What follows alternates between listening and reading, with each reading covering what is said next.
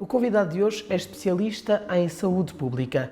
Integra o Instituto Nacional de Saúde Dr. Ricardo Jorge e é responsável pela secção de controlo de doenças infecciosas da Federação Europeia de Saúde Pública. Falamos de Ricardo Mexia, convidado do Panorâmica de hoje. Dr. Ricardo Mexia, antes de mais, muito obrigado por ter aceitado o nosso convite.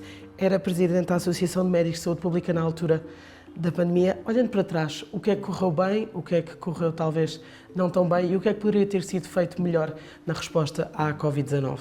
Obrigado pelo convite. Bem, é uma encomenda grande para a primeira pergunta.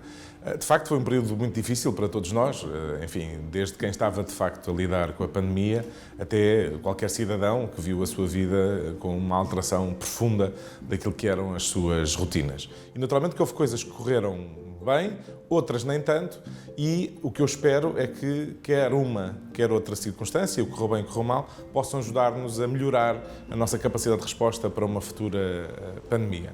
Eu diria que numa fase inicial, Portugal até teve um bom desempenho, quer dizer, nós adotámos um conjunto de medidas mais ou menos alargadas que nos permitiu que o primeiro embate não fosse tão grave, mas depois acabámos por ter aquele período do inverno em que, enfim, com a chegada das vacinas, não é? Em dezembro, houve uma certa, não sei se excesso de confiança, enfim, o que é que acabou por acontecer, a que levou a que depois tivéssemos ali um primeiro trimestre de 2021 particularmente complexo.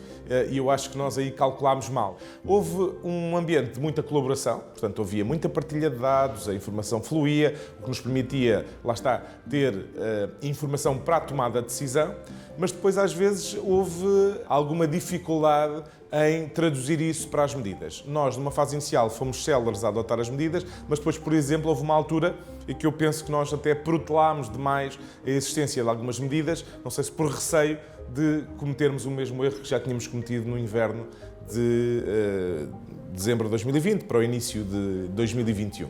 Acho que uma coisa que nos faltou foi uma separação mais clara entre aquilo que era o discurso técnico e o discurso político, e as coisas têm que ser claras, ou seja, do ponto de vista técnico, nós temos que ter um discurso e depois caberá, naturalmente, a quem exerce o poder, quem governa, tomar as decisões com base naquilo que é o aconselhamento técnico. E dou um exemplo em que essas duas vertentes não estiveram alinhadas.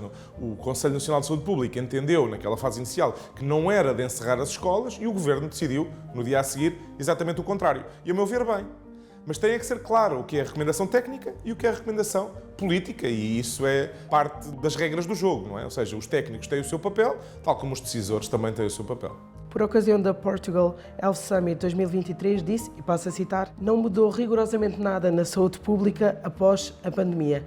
Que lições deveríamos ter aprendido com a Covid-19 e que não aprendemos? Na área da saúde pública, uma das coisas que nós sabemos é que a informação é fundamental.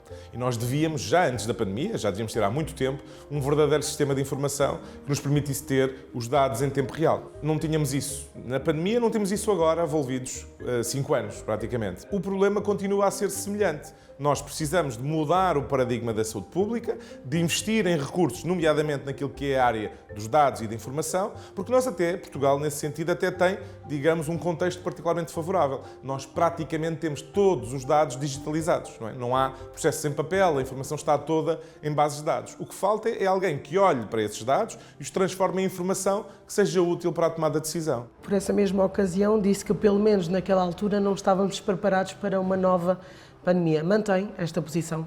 Eu diria que não mudou muita coisa desde essa altura, ou seja, há aqui alguns projetos, algumas iniciativas que vão ao encontro disso mesmo, enfim, a União Europeia também teve aqui uma preocupação nesse sentido, criou uma agência nova para as emergências, reforçou aquele que é o mandato do ECDC, portanto, não só Portugal, mas também à escala global, há uma aposta, de facto, numa melhor capacitação. Mas, como digo, acho que ainda nos falta, de facto, ter as ferramentas que, perante uma ameaça que pode surgir amanhã, nos possa dar a resposta que todos precisamos. Uma das primeiras decisões de Donald Trump no regresso à Casa Branca foi retirar os Estados Unidos da Organização Mundial de Saúde, não uma saída com efeitos imediatos, mas prevê-se que assim aconteça. Dias depois, a Argentina seguiu também o mesmo caminho. Até que ponto podem estas saídas afetar a resposta a uma futura pandemia? Bem, eu julgo que quando nós retiramos uma parte importante do orçamento, como é o caso, não é? Se houver a saída, nomeadamente dos Estados Unidos, que tem uma fatia relevante daquilo que é o financiamento da Organização Mundial de Saúde, isso terá que ter repercussões. Inclusivamente, vários dos projetos da OMS estão agora a ser postos em pausa até a situação se clarificar. E, portanto, sim, eu acho que é relevante que essa saída possa acontecer. Mas, a meu ver, de facto, as agências multilaterais, como é o caso da OMS, têm um papel importante na resposta, até porque estes problemas não são locais, são globais, não é? Portanto, temos que lhes responder de forma global.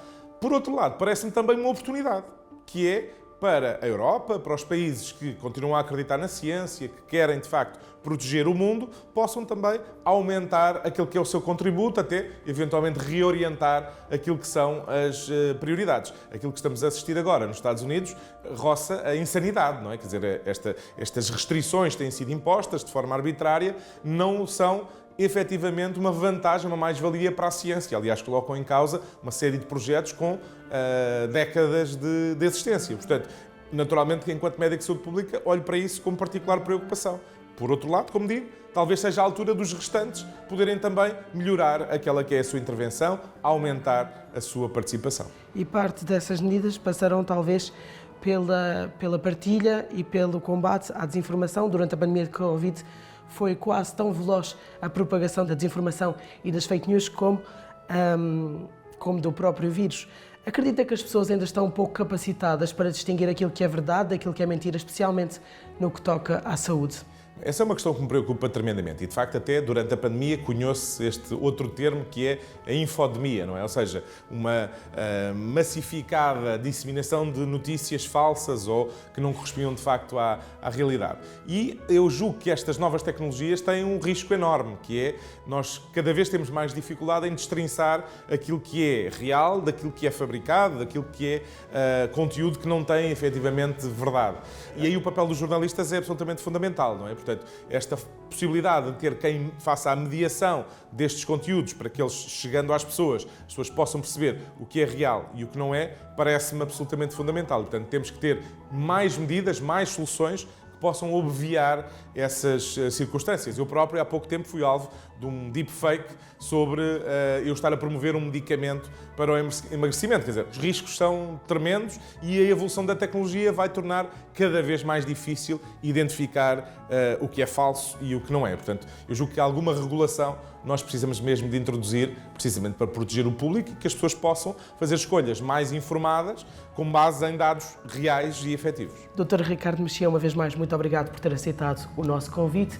Termina assim mais um Panorâmica, desta vez com Ricardo Mexia, sobre as lições deixadas pela Covid-19, a preparação de Portugal, da Europa e do mundo para eventuais futuras pandemias e os desafios globais de saúde.